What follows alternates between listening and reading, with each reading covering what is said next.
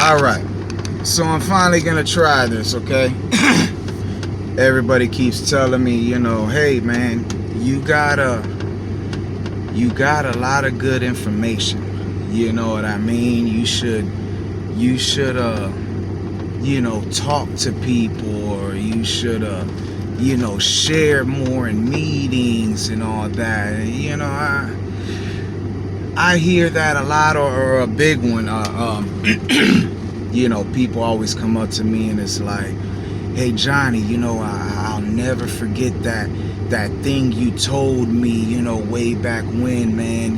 Because of you, I'm doing better, whatever. A lot of people are thanking me for positive things they done in their life because of a conversation they had with me. I don't see it. I just tell people, what I think, and some people call it being real, some, whatever. I don't know, man. But somebody told me, you should start recording yourself talking. And I was like, damn, recording myself, how do I do that? You know what I'm saying? Like, something so simple, right? Like recording yourself. And it's like, yeah, just take the phone, press record, and just start talking. So this is my first one. I'm a little bit nervous, so bear with me. And basically, this is what I'm gonna talk about, okay? I'm an addict, okay?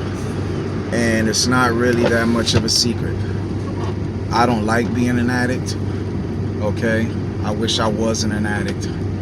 And the shit that kills me is I could say things to somebody that will help them or make them want to change their life, but I can't do it myself. I don't understand that. But you know what? All us addicts have our journeys and have things that we got to fight through, and that's mine. Now, one thing I like to tell addicts, to get their attention, because unfortunately I'm in active addiction, and sometimes it's hard for somebody who's in active addiction to try to speak about recovery to another addict, because hey, well, look at you, why can't you do that? Why can't? Okay, well, I'll just say this: just because I'm in active addiction doesn't mean I don't know what I'm talking about. You can't look at where the information's coming from. You just got to look at the information. Okay? So I want you to think about it like this. I'm going to tell you some. Matter of fact, I'm going to tell you this. I met somebody today, man. It's unbelievable. I actually met this person. Everybody's familiar with excuse me, got a little bit of cold. Everybody's familiar with Michael Jordan or Derek Jeter, right? And those guys get a lot of accolades. They have a lot of trophies. They're the best at what they do, because they put in all the time and sacrifices and effort to be the best at what they do. Okay? But let me tell you this. There's another athlete out there, okay, that hasn't gotten all the praise, who really is so they don't want the praise. I don't get it. And this person, this athlete, okay, has dedicated more time, okay, to their sport, okay, than Michael Jordan has dedicated to basketball, than Derek Jeter has dedicated to baseball. Okay, than Dan Marino dedicated to football. Okay? This person has dedicated more than they have to be the best at what they do. Okay? I'm not going to tell you who this person is yet, because I want you to tell me if you want to know who this person is. Alright, but I met him today. So, what's crazy about it is, Michael Jordan and Derek Jeter are the best at what they do. Let me tell you this. The athlete that I met today, okay, is better than Michael Jordan, better than Derek Jeter, better than Dan Marino. And I'm going to tell you why. This person, okay, has dedicated more time than Michael Jordan, Derek Jeter, and Dan Marino combined to be the best at their sport. Okay? They have not only dedicated more time, they've dedicated more of their life to their sport. More of their life than Dan Marino, Derek Jeter, and Michael Jordan to be the best. Okay? To be better than they are. Alright? This person has dedicated so much time, okay, and so much of their life that they've even sacrificed their family, their children, okay? They've even went against their own morals because they were so dedicated to the sport they played, okay? And they were so dedicated to being the best, okay, that's what they became. Let me tell you something. This person that I met today, this athlete, okay, is better than the best athletes in any sport you could think of. And I'm going to tell you this, that's not an opinion. That's a fact. But you don't hear about this person much because they don't want to be known. And it's amazing that a person could be that humble. You know, that's what I call it, humility. Be that humble that they could be the best. Better than Michael Jordan, better than Derek Jeter. They could be that good at what they do, but yet don't want the recognition. Knowing all that about this athlete that I met today, do you want to know who this athlete is? I mean, if I told you you could go meet this athlete, would you want to meet them? I mean, that's pretty cool. Who wouldn't want to meet the best athlete in the world? I'm gonna tell you who this athlete is, man. I met him today.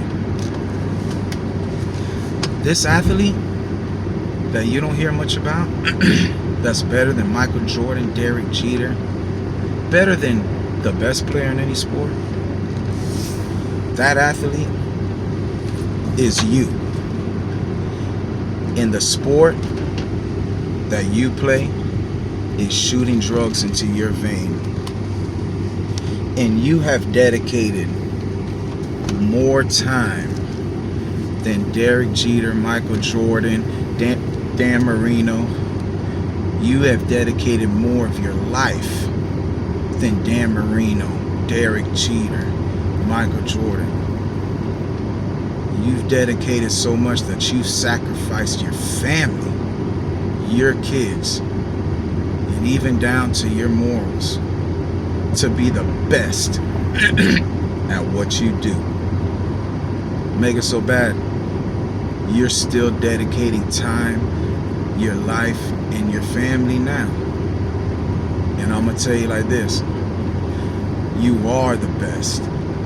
You are the best at your sport. You are better than all them. So if you're so good and you've dedicated all this, why don't you want anybody to know about it? why don't you want a trophy?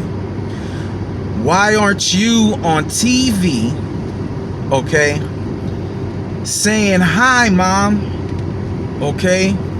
Why aren't you on TV showing people how good you are at your sport? Man, you are the best in the world. The best in the world. Why don't you want anybody to know about it? That's pretty deep, right? Now, see, that's what I hit addicts with, that try to tell me, hey, you know, you trying to talk to me about recovery and all that, but, you know, you're in active addiction yourself. You know, what room do you have to talk? Listen, just because I'm in active addiction don't mean I don't care about the next addict.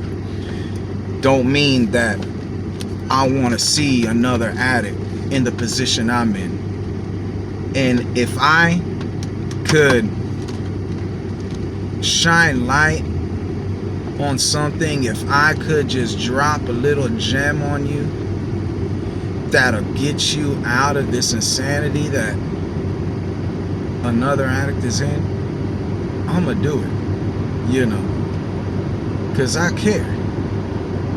All right. Me, I got my own problems to worry about. But right now, I care about you. Okay? You see, I have been clean before. And I'm going to tell you like this. A lot of people say, yeah, it's easier said than done. Well, yeah, it's easier said than done when you're looking at it from an addict's mentality, okay? When you're looking at it from a mentality of, I don't know if I'm ready to get clean. You know, if you're looking at it from the mentality of, oh man, that seems like a lot. That seems hard to do to get clean. Then yeah, believe me, it is a lot easier said than done. But I'll tell you this, once you have that spiritual awakening and you see it from a mentality of, man, there's nothing I want more than to be clean. Or see it from a mentality of, there's nothing I want more. There's nothing I won't do to get clean. When you see it from a mentality like that, then it's easier done than said. This guy's honking at me, man. What's up, bro? I'm talking here. When you're looking at it from that mentality, it's a lot easier done than said. You see, because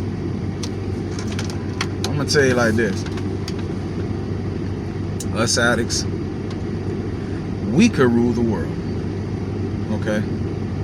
We could rule and run the world better than the politicians we got out there right now, the president, better than anyone. I'm gonna tell you why.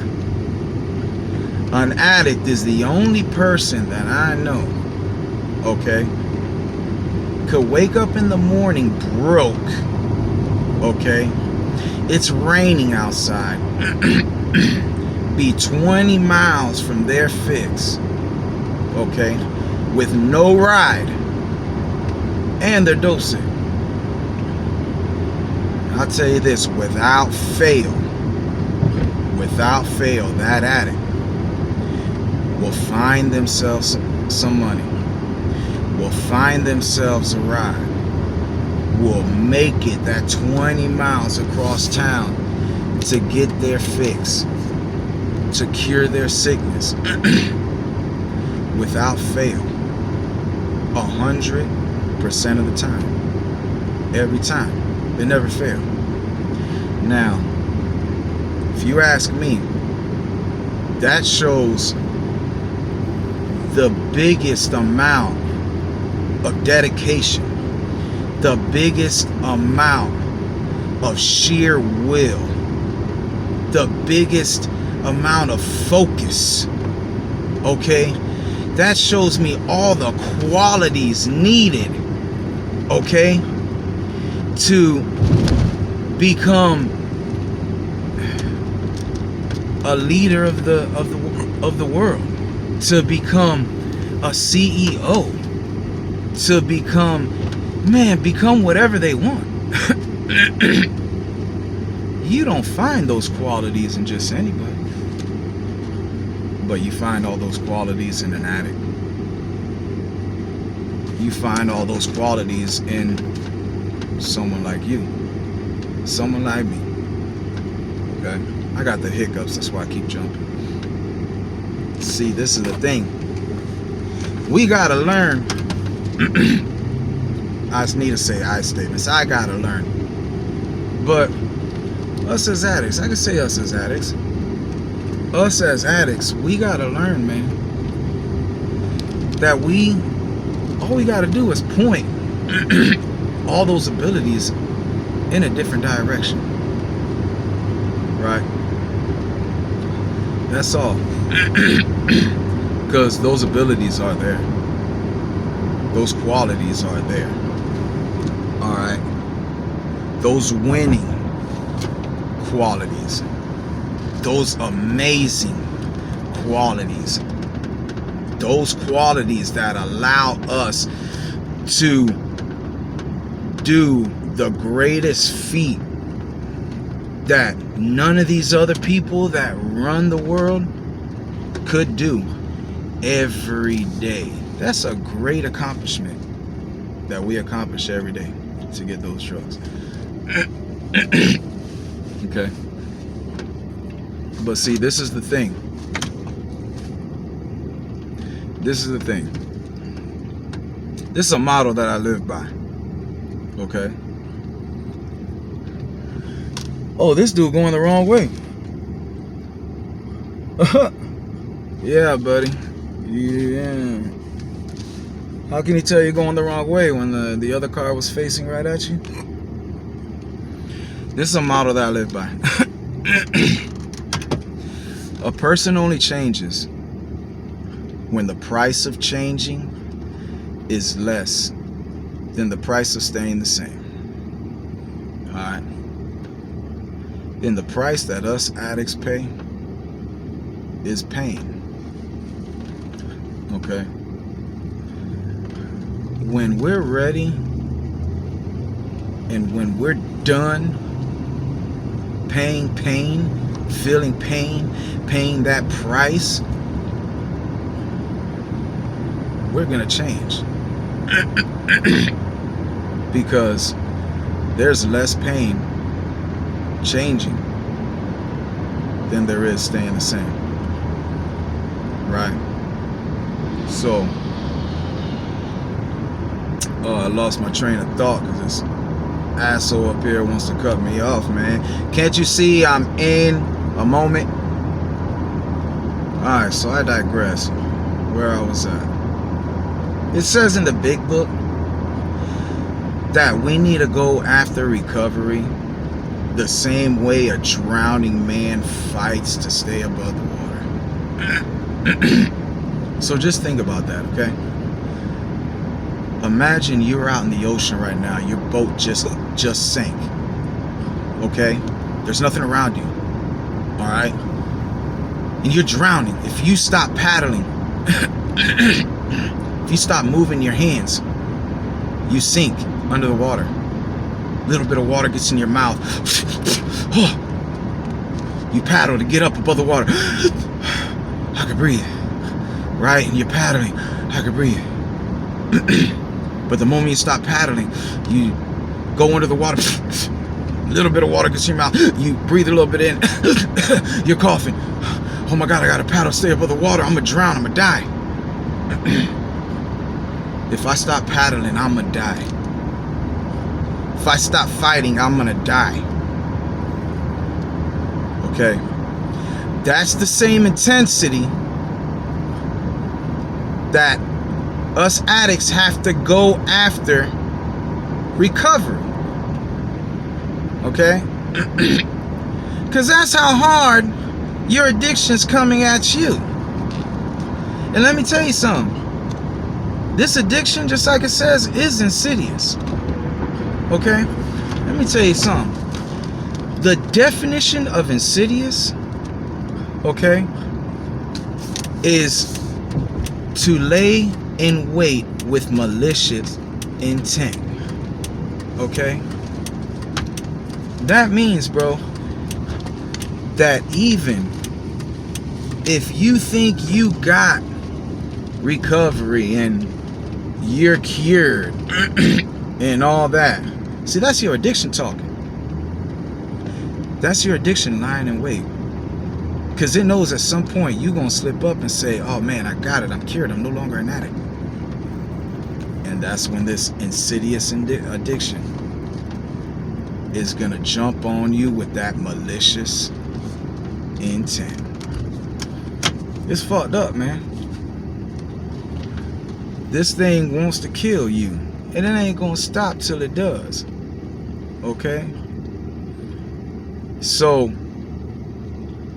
are you gonna let it? Or are you gonna go after recovery like a drowning man goes after staying alive? It's all on you, man, because I'll tell you this, it doesn't get any better. And it will always get worse. And let me tell you something. If you think you lost enough, trust me, you could always lose more. And that's just a little piece of what's up here. Just figured I'd try this recording thing out. You know, maybe I'll post it, maybe I won't. You know, I'm gonna let a couple people see it first, see what they think. But I hope this reaches a couple people, man. And always remember, man, we can learn something from everybody. Okay? We can learn something from a fool. And what you learn from a fool is that that's not the man to follow. And what you learn from a fool is what mistakes not to make. So I say that to say this. Excuse me. Don't look at the person giving you the information. Look at the information itself. Love y'all. Peace.